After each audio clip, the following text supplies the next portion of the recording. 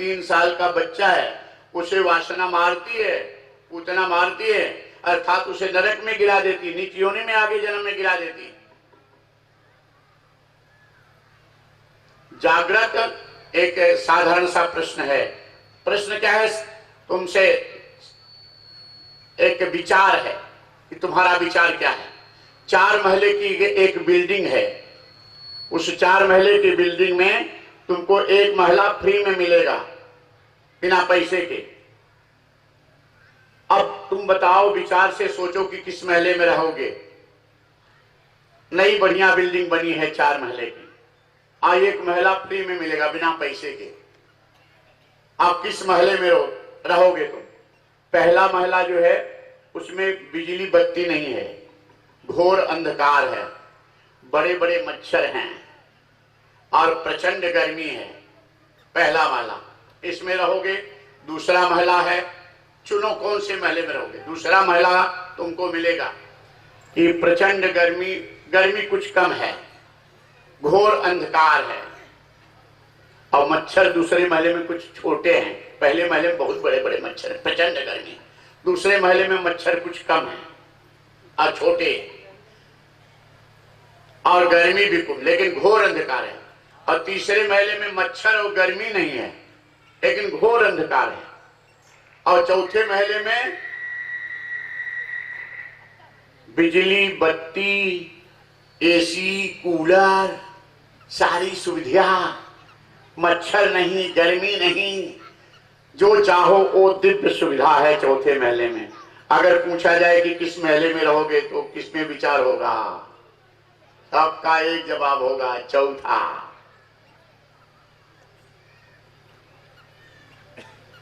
अब ये मानव का तन का कितना बड़ा महत्व है। ये हमारे ये सब देखे प्रिय शिष्य रविंद्रनाथ कसौधन और उनके दूसरे भाई प्रेमनाथ कसौधन और संजय कुमार कसौधन, ये सब तीनों भाई मिलकर के जो आयोजन ये कथा का इतना दिव्य किए हैं, सबसे पहले तो इनके लिए तालियों से स्वागत और आशीर्वाद। रविंद्रनाथ के तीनों भाइयों के लिए अरबों रुपया कोई कमाए के बैंक में पड़ा रहे, दिखाई पड़ा है समाज में, इनका तो दिखाई पड़ा है कि नहीं? इतने लोग सुख का अनुभव कर रहे हैं। जिसके धन सेवा से सुख का अनुभव कोई ना कर सके, वो धन किस काम का? बता रहे, धन कमाओ तो धर्म में खर्च करो, सत्कर्म में समाज सुखी हो, दादा बाबा का नाम हो कि फलाने के बेटा, नाती, पोता, कुछ खानदान ऐसा है।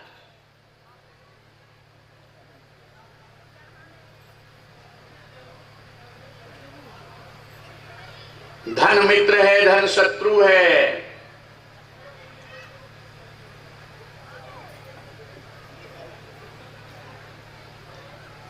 यहां कोई होंगे तो अपने ऊपर नहीं लेंगे। एक सुनार, होलसेल का व्यापारी सुनार,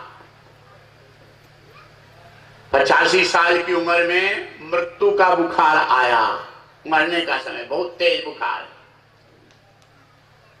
और डॉक्टर साहब को बच्चे बुलाए। सेठ जी का कोई मशीन होती ना, आला या कोई होता टेम्परेचर बुखार का नापने वाली मशीन, वो लगाए। सेठ जी एकदम बोल नहीं पा रहे थे, गफलत में थे, बेहोश जैसे थे, चेत नहीं था, इतना तेज बुखार था। तो उसमें मशीन में बताया कि डॉक्टर साहब ने कि 104 डिग्री बुखार है। अब ये 104 डिग्री इनको सुनाई पड़ गया बेहोशी में भी। ये हिम्मत करके बड़बड़ाने लगे बच्चों को कि बेच दे बेच दे। 70 के भाव का खरीदा था, ये सोचे कि सोने का भाव बता रहा है, और उसी समय प्राण निकल गया, सर्प योनि में गए।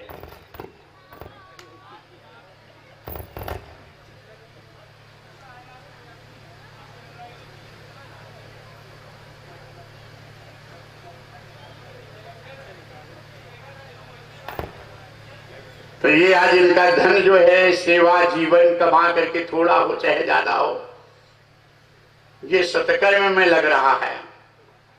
ये धन्य है ये परिवार, धन्य है इनकी माताएं, वो माँ धन्य है, वो पिता धन्य है, कुल धन्य है। 21 पीढ़ी का उद्धार होता है जो भागवत का आयोजन करता है, और इतना मन से लगा करके।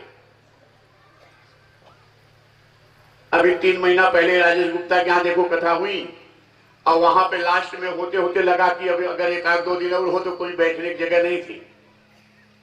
गए थे ना वहां, और 3 महीने के बाद फिर ये कथा शुरू हो गई। कितने लोग सोचते थे कि 3 महीने के बाद कथा सुनने कौन आएगा। ये कथा ऐसी है कि कथा हम नहीं बोलते व्यासपीठ पे, यहाँ कन्हैया प्रकट होकर के आपको कथा सुनाते हैं। यहाँ भगवान के चरणों में हम अपने आप को मिटा लेते हैं। ऐसे नमन किए भगवान के चरणों में, तो रोज सुनो, 12 महीना सुनो, नया नया लगेगा, आनंद आएगा। ये कहानी नहीं, अंतरात्मा की ये कथा है, परमात्मा की कथा, तुम्हारे सहज आनंद सुख की कथा है। तो जागृत अवस्था है पहला महला। ये जागृत, इस समय जागृत अवस्था में बैठे हो, जागृत अवस्था पहला महला में। इसमें अज्ञान रूपी घोर अंधकार है जागृत अवस्था में, और मोह की प्रचंड गर्मी है। और देखो अब तुम लोग अपने ऊपर नहीं, सत्य को स्वीकार करना। और ये जो नाते रिश्ते हैं ये बड़े बड़े मच्छर हैं, पत्नी पति, बेटा दामाद बहू, ये सब बड़े बड़े मच्छर काटते हैं।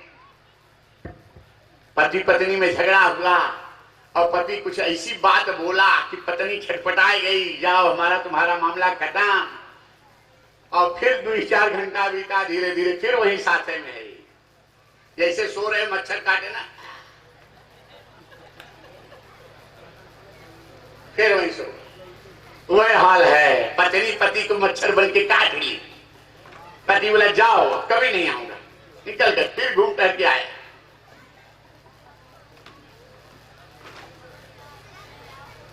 ये रिश्ते नाते बड़े बड़े मच्छर हैं, अज्ञान रूपी घोर अंधकार, मोह रूपी प्रचंड। पहले महले में, दूसरे महले में स्वप्ना अवस्था। इसमें रिश्ते, जो स्वप्न देखोगे बस उतने नाते रहते हैं, इसलिए वहां मोह रूपी प्रचंड गर्मी कम है और मच्छर भी कम है। अज्ञान रूपी घोर अंधकार वहां भी है। तीसरे महले में सुसुप्ति अवस्था, प्रगाढ़ निद्रा, वहां कोई रिश्ता नाता नहीं, इसलिए मच्छर नहीं, गर्मी नहीं, लेकिन अज्ञान रूपी घोर अंधकार, प्रगाढ़ निद्रा। और चौथे मेले में तुरीय अवस्था, तेरा सहज आनंद स्वरूप आत्मा, तू आत्मा, वहां कोई रिश्ता नाता नहीं, न अज्ञान रूपी अंधकार और न तो प्रचंड मोह रूपी गर्मी, न रिश्ता, तुम सहज स्वयं सिद्ध सुख। चौथा महला, तो ये चौथा महला प्राप्त करने का साधन भागवत कथा है जिसमें आप आए हो। यही आपका सहज सुख का साधन, यही आपके लक्ष्य है, मंजिल आपके जीवन की। चौथा महला तुरीय अवस्था, आत्म प्रेम, परमात्म प्रेम।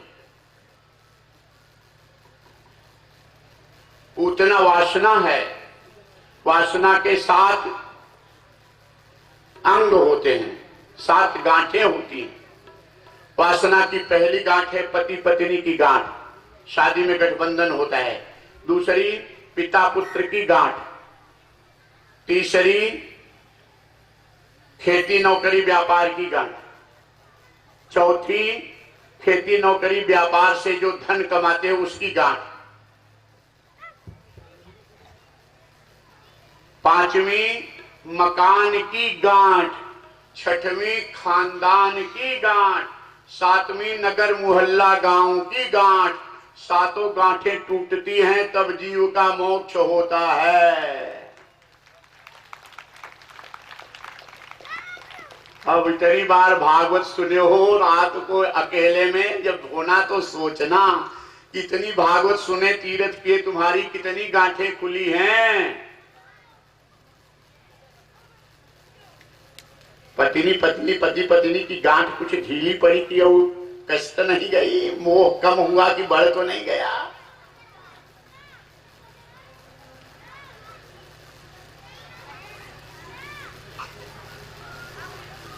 एक चौबे जी की कथा आती है, मथुरा के चौबे। यहाँ कोई चौबे जी हो तो अपने ध्यान में नहीं रखना।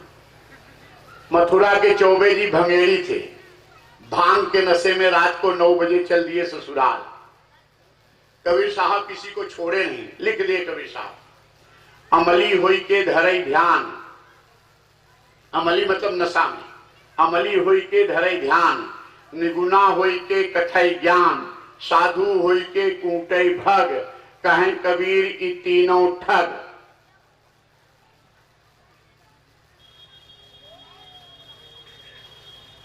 कहें तो साधु सच्चा कैसा हो? कहें साधु ऐसा चाहिए जो पक्का 3 सेर खाए, टांग फैलाए सोवई, सीधा बैकुंठे जाए। वो पक्का साधु। 3 सेर पूरी मिठाई नहीं, रसगुल्ला रसमलाई नहीं, 3 सेर। त्रिविधं नरकेशं द्वारम नाशनम आत्मना, काम क्रोधस तथा लोभत तस्माद एतत्त्रयं त्यजेत्। हे अर्जुन, ये 3 नरक के दरवाजे हैं, काम क्रोध लोभ, ये तीनों दुश्मनों को संयमित कर ले वो पक्का साधु। काम क्रोध लोभादि मदनाथ नरक के पंथ, मानस रोग में काम बात कफ लोभ अपारा। काम बात का रोग है, कफ लोभ का रोग है, क्रोध पित्त नित छाती जा रहा, और प्रीति करे जो तीनों भाई, तो उपजय सन्निपाति दुखदाई। प्रेम से बोलो